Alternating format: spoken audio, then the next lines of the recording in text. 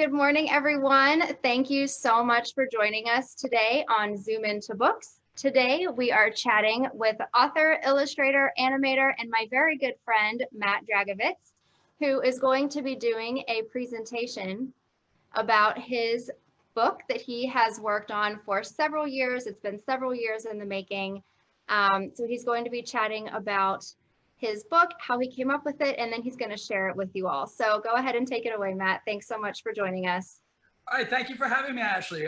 So glad to be here as a part of Headline Kids. Love children's books, always been a big fan. So it's awesome being a part of your family of authors and illustrators.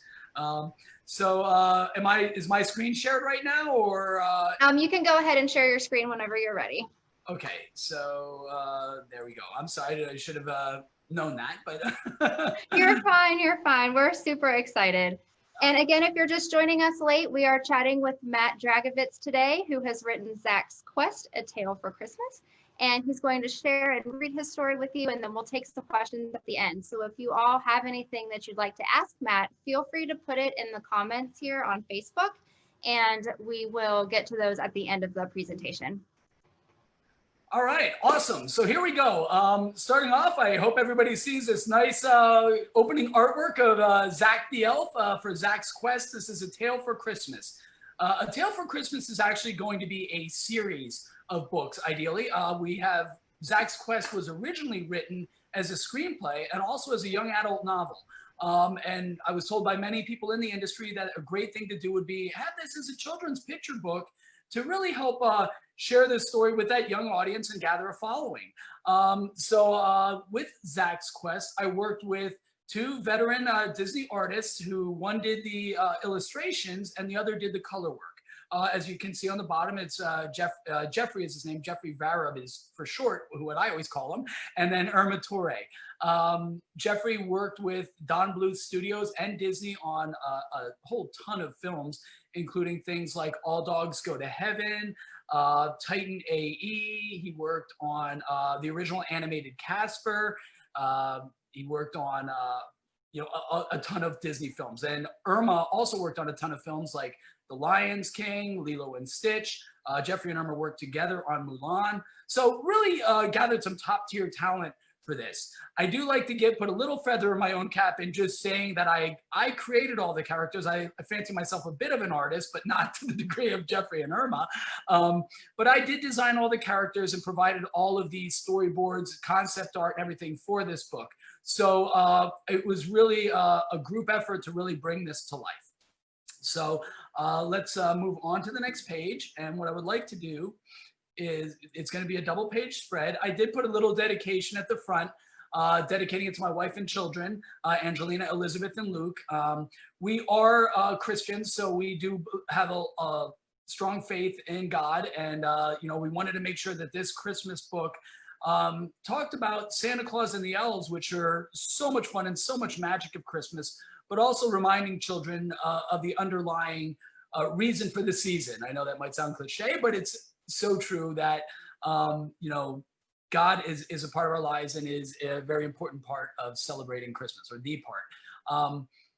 So as you can see right in the front end, as we start the book, we got the North Pole and we have the Star of Bethlehem. So I'm going to start with reading into the book, and as I go, I will provide little notes as far as what motivated me for different scenes, a little bit more about the characters, and give you a little bit more of the backstory of the book. But as most great adventures start, the clock is ticking. It's 2 days until Christmas at the North Pole, and not all is well. Not all is well at the North Pole. Zach, as you can see in the pictures, he's our little elf, and Zach is not a bad guy. He's a great little elf, but he's probably a little like myself. I think sometimes authors model things a little bit after themselves, but also after other kids. You're not necessarily bad, but you might be really high energy. And sometimes that high energy might get you into a little trouble. So Zach wants to be involved in everything at the North Pole, but he doesn't always do things right. So not all is well at the North Pole. Zach, Santa exclaims, "You're a very clever elf, but you can't do everything. How about we try to find just one job for you to focus on so you can get really good at it?" And Zach, he knows what he wants to do, and he tells you that. I know what I can do, he replies eagerly. I'll help run the divine reactor.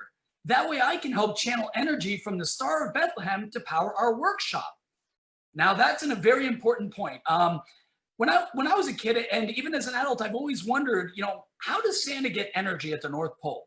You got these elves making millions of toys and millions of presents for children all around the world. But how does Santa get energy? I mean, you're all the way up at the North Pole. And so what we have in our book is a thing called the divine reactor. And what that does is it channels energy. It takes the energy from the Star of Bethlehem and takes that energy from the star, converts it into energy so that Santa's workshop has power. And that was God's way of making sure that Santa Claus and the elves would have a way to continue to make toys from generation to generation, that for all time, they would have a way to power their workshop. But Zach, being the little mischief maker, he tells Brent that he wants to help, that, he thinks this is something he would be good at. But when he does, the number one elf says, not a chance, runt. That's my job. Well, Zach says, I'll show him, he mutters as he sneaks past Brent. He was pretty sure he could figure it out. But Zach studies the device, and then he starts pressing buttons, twisting dials, and turning knobs. All seems well at first, but then, boom, crack, hiss. The gemstone heart of the machine shatters. Well, of course, oh no, shout the elves. Without power, we can't finish building our toys. We won't be able to load Santa's sleigh. Christmas will have to be canceled. Well, you can tell by the elves' expressions that that's total chaos. But Santa might have one solution. We'll need a new gem to fix the divine reactor. But the only place to find one is at the peak of Mount Frostbite. Well, Zach says, I'll go. He knows he should try to make up for all the trouble he's caused. Now, as you can see on Zach's face, he's a little nervous about that. Mount Frostbite is the highest mountain in all the North Pole. And Zach, as an elf, is going to need to scale that mountain to go get a new gemstone to fix the device. But Santa agrees. He nods in agreement. He says, here is a map to help you on your quest. Now go see Edmund. He has a surprise for you. Now, Edmund is the #1 inventor elf, and he's one of Zach's good friends. And he says, this is a special hammer I've made. And he says that proudly. It has a zip line built into the handle to help you scale Mount Frostbite. Now, I wish I had a hammer like this. I think it's pretty cool. You can see the buttons on the handle that when you press the buttons, it will shoot out what's called like a grappling hook. It shoots out the bottom with that rope tether at the bottom, and that helps you scale a mountain. And you'll see more of that as the book goes on. As Zach heads out into the snow, his best friend, Angie, calls out, Zach, please don't go. It's too dangerous. No, Zach replies, this was my mistake, and it's my responsibility to make this right. I need to do this. Well, then Angie says, then take this for good luck. And she fastens a poinsettia pin to his coat and gives him a hug goodbye. Now, Angie, the elf right there, she's such a cute and pretty little elf. And I actually had my Disney artist, Jeffrey, design her based on photos of my daughter. My daughter's name is Angelina. She's my little angel. I love angels. So Angelina is based on my daughter, and which she loves, of course. But also I wanted to mention that when you pinning the poinsettia to him for good luck, that's something that knights did, or maidens did back in medieval times to wish their knights good luck on a quest. When they went out on an adventure, they would say that it gave them their favor. They would give them either a flower or a ribbon or some other type of memento that knight could then carry into battle or carry on to his quest, and it would make him think about the person that wished him good luck. So I thought that was kind of a fun thing and a nice thing to do for this story. Meanwhile, in the heart of Mount Frostbite, an ancient race of goblins that spy on Santa have other plans in mind.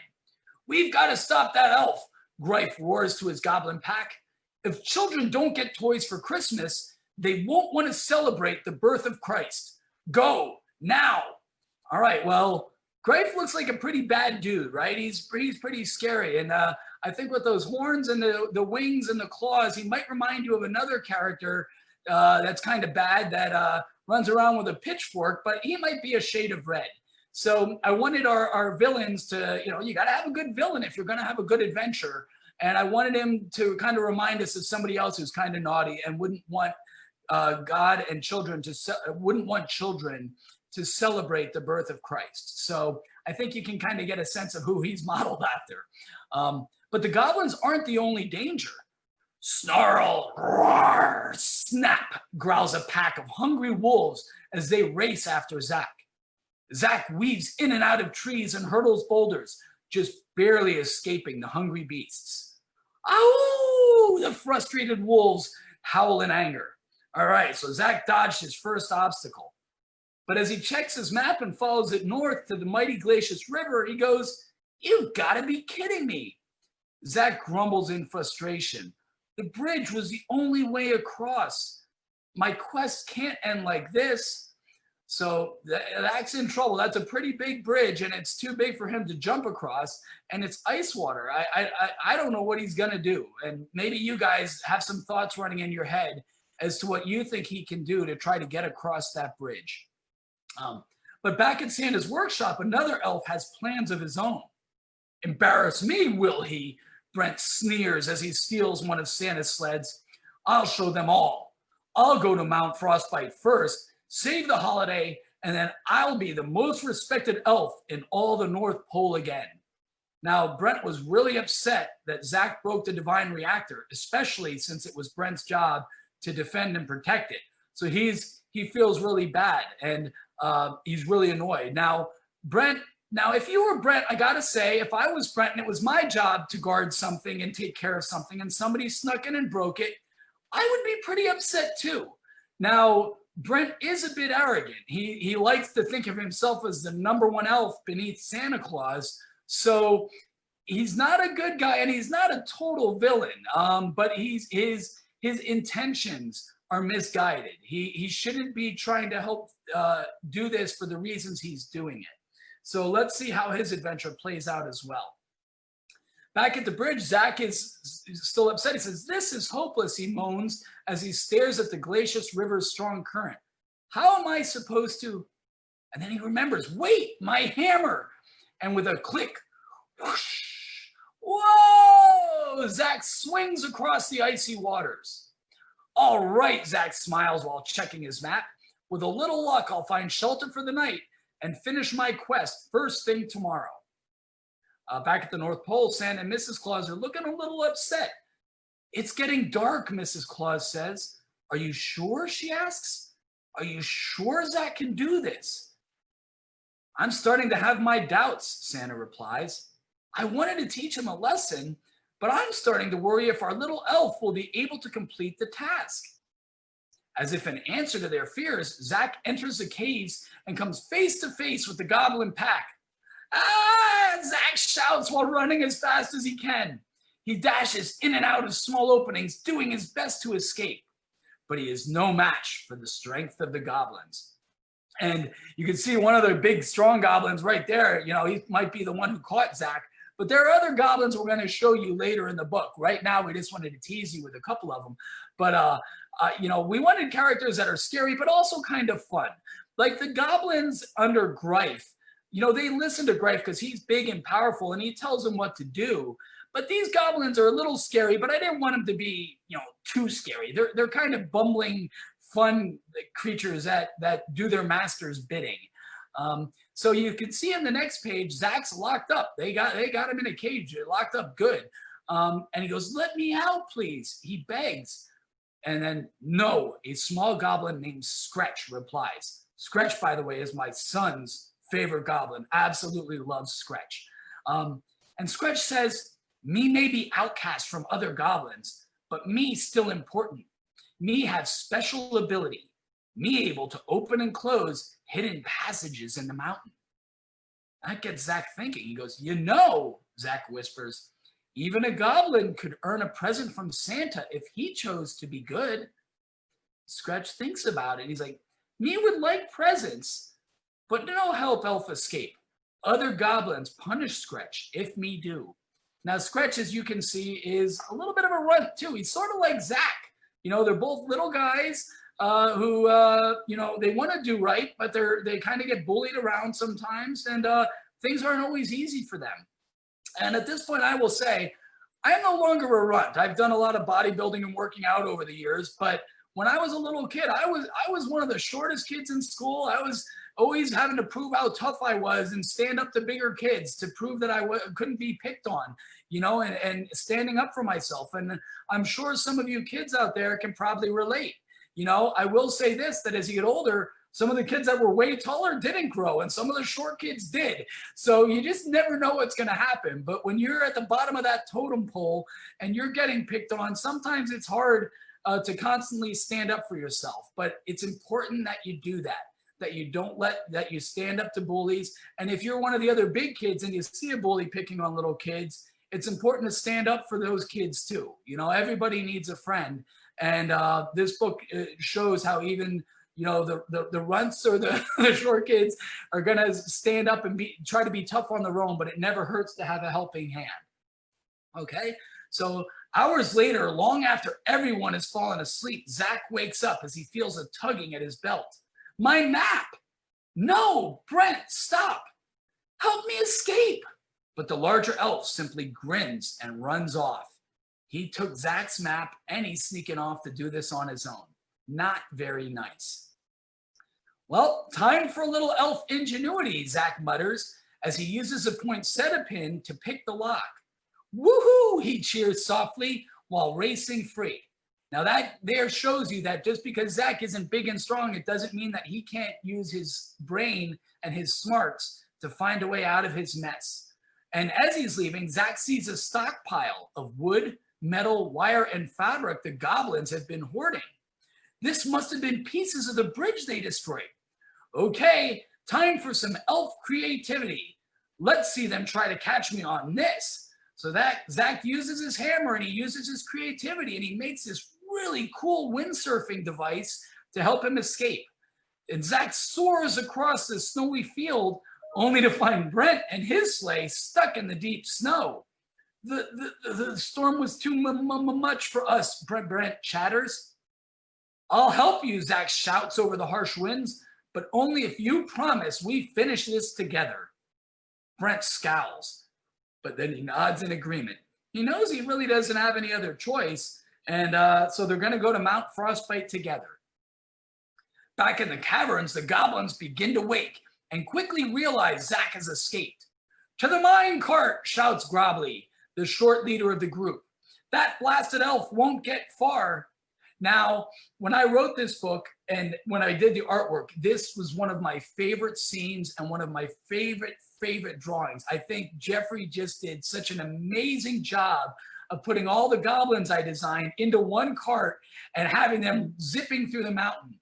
And then Irma did the color on this, and it's just beautiful. For the screenplay version of this, because I do hope to one day see this made as a movie, for this scene, it was going to be so much fun because I pictured them being able to do the movie in 3D. So having this minecart scene, whipping around through the caves and riding it sort of like a roller coaster with the goblins hanging out the back and flailing around and dodging stalagmites and stalactites, could be such a fun scene for a movie. And I think this picture just really captures that energy and the characters of the different styles of goblins. Back at the mountain, Brent and Zach have reached the base of the mountain, but they say, it's no use, Brent grumbles. We may have made it to the base of Mount Frostbite, but this ice is too slippery. We'll never make it to the top. Oh, wait, Zach shouts with glee. I almost forgot. Zach grabs his special hammer and shoots the zip line high into the mountainside. Grab on. So you can see Brent and Zach are scaling that mountain with the hammer. And now you can really see how the rope at the base helped them climb to the top. Hours pass and darkness begins to fall as the elves scale the huge mountain. Whew, Zach gasps as he and Brent climb over the final ledge. Not so fast, pointy ears, shouts a hulking green goblin. Look out, Brent cries as he abandons Zach and dashes towards the cave entrance. Wait, Zach shouts, I can't fight all of them by myself. So here we go. Even after Brent promised he was gonna help, And even though he says, oh, I'm big and I'm strong and I'm tough, he abandons Zach to fight these goblins all by himself. Well, Zach turns to face the goblin pack. I'm not going down without a fight, he shouts. The little elf scoops up a huge mound of snow and then whap, splat, splat, whap. He nails the goblins over and over with a stream of snowballs. His natural elf agility helps him stay just out of the goblins' reach. But eventually, there's just too many of them and they surround him.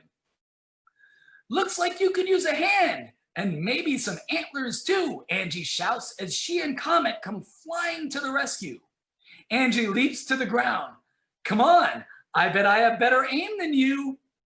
We'll see about that, Zach snickers as he pelts one of the goblins right in the face. Comet joins in on the fun and rams one of the larger goblins right in the butt with his antlers. Now, again, this is just such a fun scene, and I just love the artwork Jeffrey did. Ashley can tell, since Ashley is an illustrator, she can tell you the picture on the bottom is a thing called squash and stretch that you do with animation. So when that snowball hits that goblin, his face just stretches and distorts. And again, this would be such a fun scene that I would like you to picture in your imagination.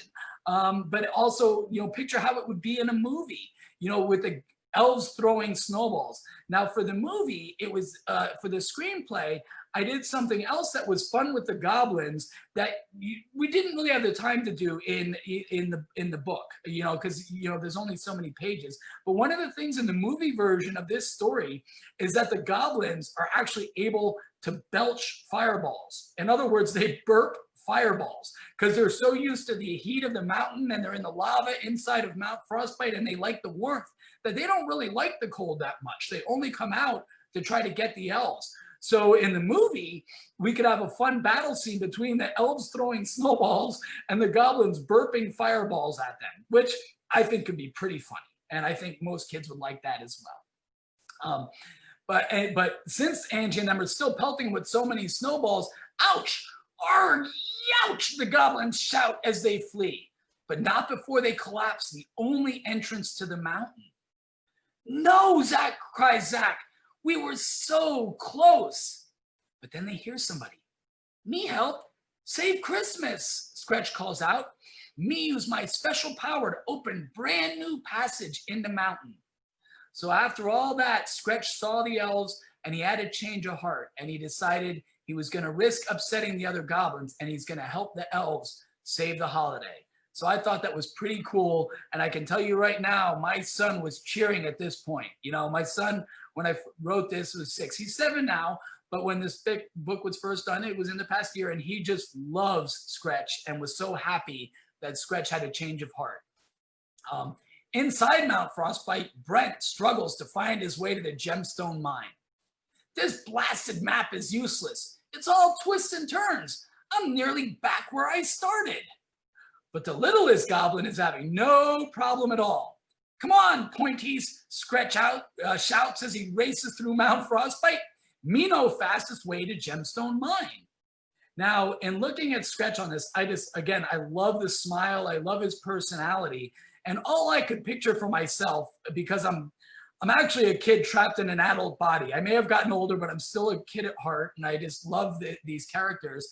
I just picture these little guys as toys. Like little either collectible figurines or just little toys that I could collect. And, that's all I picture in my head when I look at these guys. But they all better move fast, for as the goblins report back to their king, he howls in rage. What? You let them escape? I'll handle this myself. Well, I would not want to run into this goblin if I were the elves. He definitely looks scary, and some people were concerned that this artwork might look a little too scary. But again, I'm a believer in a good villain. If you're going to have a hero, you better have to fight against a bad guy. And boy, Greif sure looks bad here. So let's move on to the next page. We're back at Santa Claus. And meanwhile, things at Santa's workshop are looking grim. It's only 1 hour till midnight. I can't wait any longer, Santa informs Mrs. Claus. He jumps into his sleigh and flies off to help his elves. Run like the wind, Blitzen, he shouts into the cold night sky. Man, you can even see how fast they're running. If you look at the little details of the reindeer and Santa's sleigh, you can see the little magic circulating around the antler hooves and around the sleigh. And I thought that was really cool that when we show the sleigh and we show the reindeer, that we show the magic as it happens. So with each step of the reindeer hooves, there's little trails of magic as they fly through the night sky. Let's see. So, but run like the wind, Blitzen, he shouts, as I said. And then Zach, in the meantime, he's down at the mines. They made it. We made it. Zach cheers as they arrive at the gemstone mine. We actually made it. He's so surprised. He's so ecstatic, so excited. But just as they set to work, a loud roar fills the air. Follow me, Scretch cries. Must escape. Scretch knows who that roar is coming from. In fact, he's the only one who really knows what Greif looks like. So he's the one who really knows they need to hightail it out of there. Scretch, Greif shouts, stop them, I command you. But instead, Scretch uses his special powers to collapse the wall. You did it, Angie shouts with joy. You stopped him.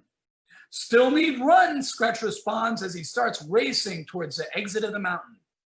But as they get out of the mountain, not so fast, the familiar voice shouts while attacking. I want that gem. Why, Zach pleads. Why are you doing this? You promised. Brent attacks over and over again.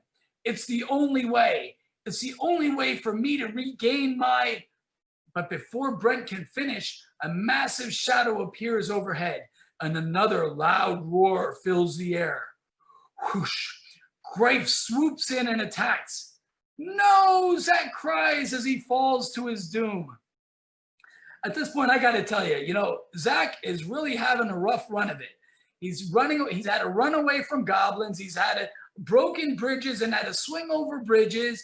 He's had goblins attack him and lock him up. He's had to escape prison. He's had to go across fields with a windsurfing device after Brent stole his map. Now Brent's attacking him again, trying to steal the map back, trying to steal the gem back, I should say. And now the biggest goblin of them all knocks him off the mountain. And, I can tell you, when my son saw this part, he was worried. Our little elf just fell off the mountainside, or got knocked off the mountainside. But at the very last minute, Comet races to the rescue. He flies down, catches Zach, and then the two of them turn the attack on Greif. Comet charges forward, ramming the Goblin King with his antlers. Zach looks at Greif's large wings and he gets an idea. He quickly uses the sharp gemstone to cut loose a piece of Comet's reins. Now, the reins are the little straps that a person uses, that Santa uses to move the reindeer forward. You can see Zach holding them in the top picture, for those of you that might not know what a rein is. The brave little elf then leaps off the large reindeer and attacks. Get off of me, you blasted fool, Greif shouts. We're both going to crash if you tangle my wings up any. Splash. Greif sinks to the frozen depths as Zach struggles to climb onto a nearby ice float. All seems lost when Santa comes flying to the rescue. Let me help, Brent pleads. Now that's really good. Brent had a change of heart. He wants to help Zach now. He kind of realized what a stinker he was being. Angie helps Zach Angie holds Zach close to try and warm him up. He's ice cold and barely breathing, she sobs. As soon as they reach the workshop, Brent races to repair the divine reactor. I'm sorry, Zach, he whispers. So very, very sorry. But even after Brent has fixed the magical device, Zach doesn't stir. Santa drops to his knees. Dear God, he prays. Zach sacrificed himself to make things right. He did more than learn a lesson. He taught one as well. Please, Lord, please help my little friend. Now, this picture is one of the most important, if not the most important picture in the book. And it actually had my son really worried. And this is a picture that all of the artists working on this book wanted to take the time to make really special, because it's really an important message for all children. Like, we all know that Santa Claus has magic and that Santa can do amazing things. But even with all his magic and with all his power, he knows that he needs the help of God, that he needs to pray for strength and for help and for interference when things are going wrong. And that's also why we put the sign on the wall, faith, hope, and love, because those are the most important messages that God sent to us. We have to have faith in God. We have to have faith that God will be there to help us get through things. We have to hope that God will as well. We have to have hope. You can't let despair take control of your heart. And we have to love one another to help us get through difficult times. And you can see that Santa is there with faith and hope that things are going to be all right. And you see that Scratch and Angie are giving each other a hug, that they're showing love, that they're leaning on each other to get through a hard time. And I think that all families, I know all families at some point need to lean on each other or to lean on friends or to pray to God to help you get through a difficult time.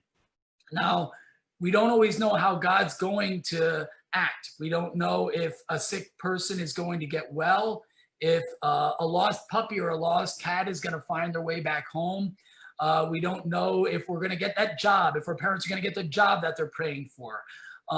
Not all prayers can be answered all the time or on the schedule that we want, but we do have to have faith, hope, and love that God is going to be there for us. And this was the most important message of this book. And it was one that, like I said, everybody involved in the book cared deeply about. So I don't want to take too much time talking about that, but I did want to emphasize that it was very important. And as Santa continues to pray, a bright flash of heavenly energy surges from the Star of Bethlehem. It races into the divine reactor, channels through the workshop, and flows into Zach's lifeless body. Well, Zach's entire form begins to glow. Santa stands up and wipes away tears as Angie, Scratch, and Brent jump for joy. They rush toward the bed and Zach leaps out to greet them. The Star of Bethlehem healed him 100%. Zach gives everyone a hug and races out of the room. Come on, everyone. We've got work to do. I don't believe my eyes, Santa exclaims. It's a Christmas miracle. In no time at all, they have the sleigh loaded and are racing through the sky. It was close, but Christmas was saved, and Santa could once again reward good children all over the world as they celebrate the birth of Christ.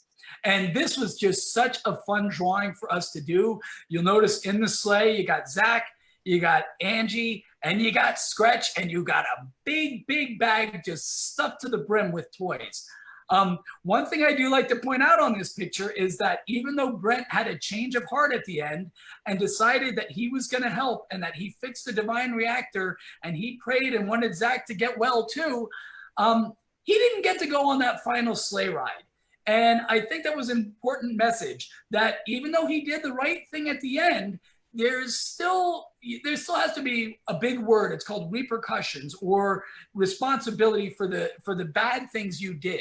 Now, even though Santa and Zach and Angie and Scratch forgave Brent for misbehaving, it doesn't mean that everything's back to normal. So he didn't get to go for that final ride. He has to stay back at the workshop and start preparing for the toys for next year. But I wanted this final fun sleigh ride to have Santa, the elves, and probably for the first time in history, a goblin gets to go on a sleigh ride delivering toys with Santa Claus, which I thought was pretty awesome. So again, that is the end of the book. I hope that you enjoyed it. And now I will go back to Ashley. I know she has some questions, and then I'm going to talk a little bit more when she's done to talk to you a little bit more about some of the website and some of the other free resources we've created for the book. Great. Thank you so much, Matt. This is fantastic. And we do have a few questions to go over. So the first question that I have for you is, are you currently working on a sequel to this, or do you have some new work that you are starting? Has this inspired anything else, like a spin-off book? Can you talk a little bit about that? Absolutely. I'm happy to. The answer is yes. Zach's Quest was originally, the premise was to do this as a trilogy. In other words, 3 books that will make up this series. That doesn't mean it couldn't be spun up into other things, but originally the goal was to do this as 3 screenplays, 3 full feature movies in the style of Rankin Bass, who a lot of us older people know Rankin. The kids know the movies, but us older people know that name because when we were kids, if you saw Rankin Bass, you had to watch it because it was Santa Claus is Coming to Town. It was Frosty the Snowman. It was A Year Without a Santa Claus. It was all those just animated movies that we grew up just absolutely loving. So I wanted to try to make movies in that style. I think that's so great. And, you know, there's such a high respect for that process of animation that they used now. And it looks so vintage now because, you know, we have so much new technology, but everybody has such an appreciation for those. I know The Year Without a Santa Claus is the greatest movie ever created. And I still watch that every year. And, you know, even when it's not Christmas, you can always watch those movies. And they're definitely classics for sure.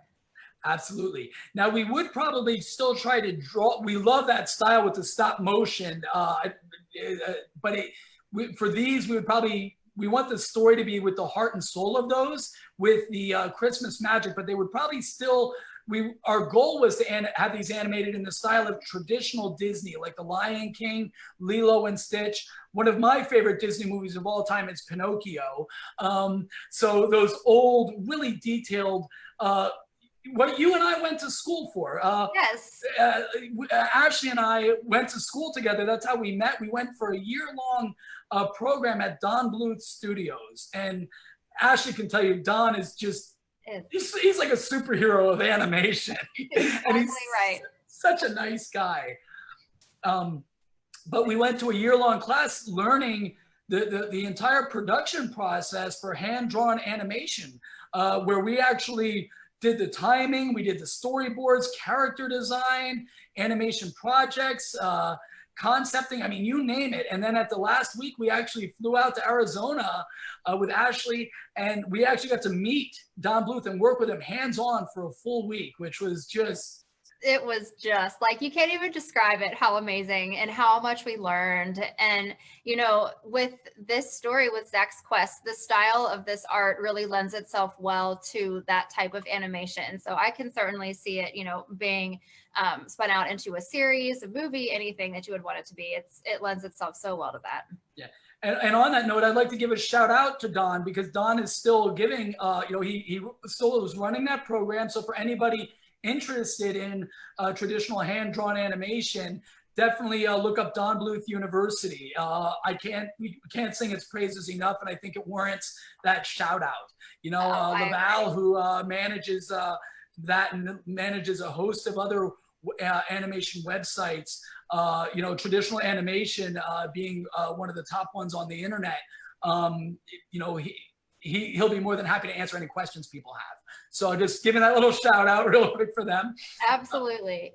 Yeah. So if you'd like to tell us now about your work and your studios, that would be great. And then we do have some links posted here in the comments on Facebook, so that after we're finished, you all can go over to these websites that he's going to be sharing with you. And there's also going to be a link to a YouTube video that he's going to talk about. So again, all those will be listed here in the comments. Awesome. And you're going to flip back to me for screen share? Yes. Okay. You are screen sharing. You're good. Oh, I'm sorry. I'm seeing your face. I'm forgetting that I'm... Okay, I'm sorry. No worries. All right. So right now we are at my website called Ethos Studios. And the top picture is my son, Luke, and my daughter, Elizabeth, when they got to meet Santa Claus, which was just awesome. Just awesome. And below that, as we go through the website, I get a little introduction to the artist. On the left is myself, which you saw from the beginning. And then we got Jeffrey and Irma, the 2 artists from Disney who worked on this project. And if you click on any of the links below those, you can see their profiles and see all the different types of movies that they were involved in. As we go down the website, gives a little bit of information about the project, some storyboards from the book to share. I like to talk a little bit about some of the reviews. We've had some very great reviews. One of them is from the official historian for Rankin Bass. His name is Rick Goldschmidt. He runs a website called Miser Brothers. The Miser Brothers are Heat Miser and Cold Miser from the movie, which we all love. But these are just some reviews from children's book reviews and some other Christians, book critics who had some really positive things to say, including Santa Claus at the North Pole, who I sent the book to and got a positive review from him as well. So that was fantastic. As I mentioned earlier, this was originally written as a screenplay and also as a young adult novel, and I had submitted that to the Arthur Rankin Jr., again, the man responsible for making all of the Christmas movies that you see in the little image to the side. He is the man. He also did some other famous movies like The Last Unicorn. He did the animated versions of The Lord of the Rings and The Return of the King, The Hobbit. So I said those out of order, but those are the ones that he did. So his company just brought so many dreams to the screen. Truly a legend. And one of my favorite possessions is this right here. I actually sent him a copy of my book years ago, and he read it and wrote me back wishing me success with this book, and you know, basically saying that he thought, really, from what the historian told me, that Arthur really liked it and he wished me success, which meant an awful lot to me. To have somebody who created so much magic to wish you luck and creating magic for the future really meant a lot. The next thing I would like to talk about is for you kids out there who want to take a couple pictures from the book, who like the cover. When you go to the website, all of these images here, these 7 can be printed out. So all you got to do is click a download link and it will bring up the picture. Now it's sideways because I wanted, when you print it, it'll be the biggest possible image on the page. You can print this and color it. And I also encourage any teachers, educators, family out there, if you're a book critic, or if you run a blog on children's literature, or just want to share these on your own personal website, please feel free to share these. The only thing that I do ask is that for any of these books, if any of these pictures, if you're going to take this and share it on your website, that you do not delete the name A Tale for Christmas, Zach's Quest, or the link to the website. I absolutely have no problem with people sharing these, but I want you to leave up the link to the title of the book and the website so that we can drive traffic back to the site. I think that's a very reasonable request, and I just would ask that people follow that. In addition to these coloring book pages, one of the other really fun things we did, I worked with Jeffrey. My background is video production. I've done video for over 20 years, and I actually had my cameraman, my videographer, we worked to create a series of instructional videos on how to draw some of the characters. So if you go over to YouTube, which is the link that Ashley is sharing, you'll find a playlist, and that playlist will take you to videos on, we'll click on, we'll do Santa Claus. It'll take you to a series of videos. This is Jeffrey, and here is him as he's about to teach you how to draw Santa Claus.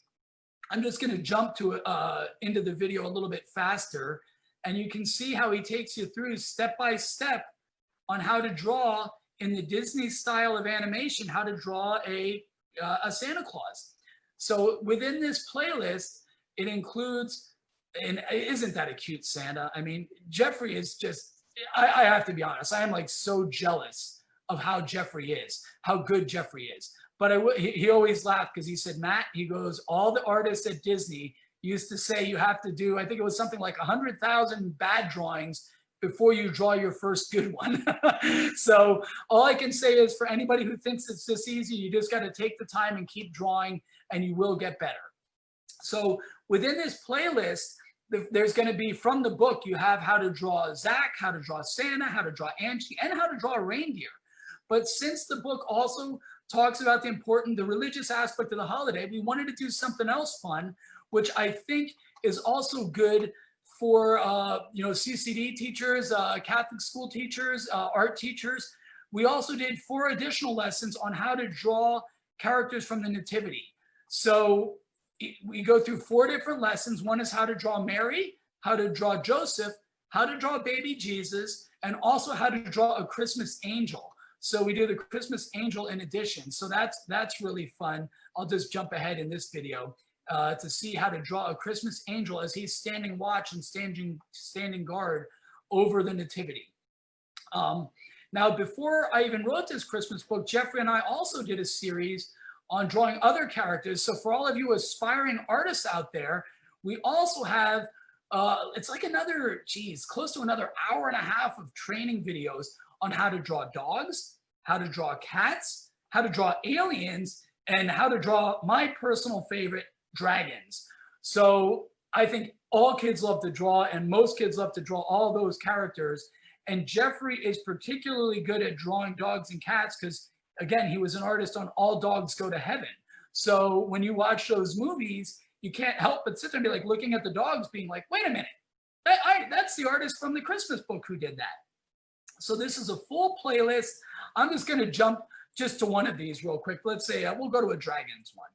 And you can see the types of dragons that he's drawing. Now, it might be buffering. The image quality might look a little slow on this right now because I also am doing this other video feed at the same time. So just trust me, the image quality is a little higher when you watch them, but you can see how cool the dragon looks right there. So yeah, so you can just go to this playlist, and that's going to include all of the training videos. You can also, I highly recommend, if you don't mind, going to Zach's Quest on Facebook at the site here. You can comment, feel free to post your own artwork that you might do. I got people posting me weird stuff on Facebook right now, so I should have closed that stuff. I don't even know what it was, but that might be my other Facebook accounts. I shouldn't say it's weird. I don't even know what it was, but I just don't want it up during a Christmas presentation. So this is the Facebook page for Zach's Quest. You can go here. We have, several hundred followers right now, but we always want more, obviously. And again, we ask that you share this. But you can see that it shows links to the artworks, links to our publisher, links to this webcast, and just a whole bunch of other stuff. But we encourage, if you're a kid and you want to join, hey, there's Ashley back when we did Don Bluth Studios. You can go to this page, and once you're at this page, you can, feel free to make your own posts. If you did a drawing from the videos on YouTube and you want to share it with our audience, feel free. If you have a website that you put links to our artwork and want to share it on this page, go right ahead. What we would like to do is see this page and these videos go viral. So we encourage as much sharing as possible. And on that note, those are pretty much the pages and all the content that I wanted to share. Oh, Ashley, I had one other thing. I'm just going to jump back to my page real quick. At the bottom of the page, you can see the link to Don Bluth University for any of you that would like to go there. Like I said, you can just click on that link. It'll take you right to Don Bluth University. Laval will be happy to share more information about the program. Okay, and I'll quickly just in summation, at the very bottom of the page, you can see a little bit more again about the screenplay. This was written, designed to be a trilogy. For anybody, if you're a Hollywood mover or shaker, which we hope to eventually reach, just so you know, the sequel screenplay has been written. It's entirely finished. So the first two feature-length screenplays, running at about 90 minutes apiece, are completed. The sequel to this, to Zach's Quest, is actually a prequel. And the prequel shows the origins of Santa Claus going to the North Pole. It includes the origins of Santa meeting the elves and building Santa's Winter Workshop, as well as the origins of Jack Frost. It's a really grand adventure with a lot of characters. I always like to laugh and say it's sort of like a Lord of the Rings for Christmas. It's that kind of epic scale and design that is just really fun.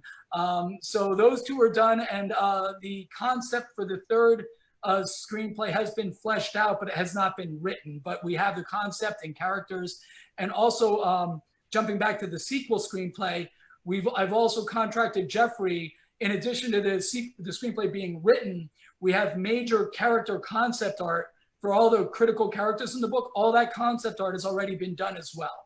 So just putting that out there. That's so exciting. And again, there's so many spin-off opportunities with this to turn it into, really whatever you'd like to make it. So it's very, very exciting. All right, Matt, do you have any, I'm going to go back to us being full screen if you're finished with your. Yeah, yes, that I think All right. threw everything but the kitchen sink at everybody, but I'm hoping that I think the kids will enjoy it.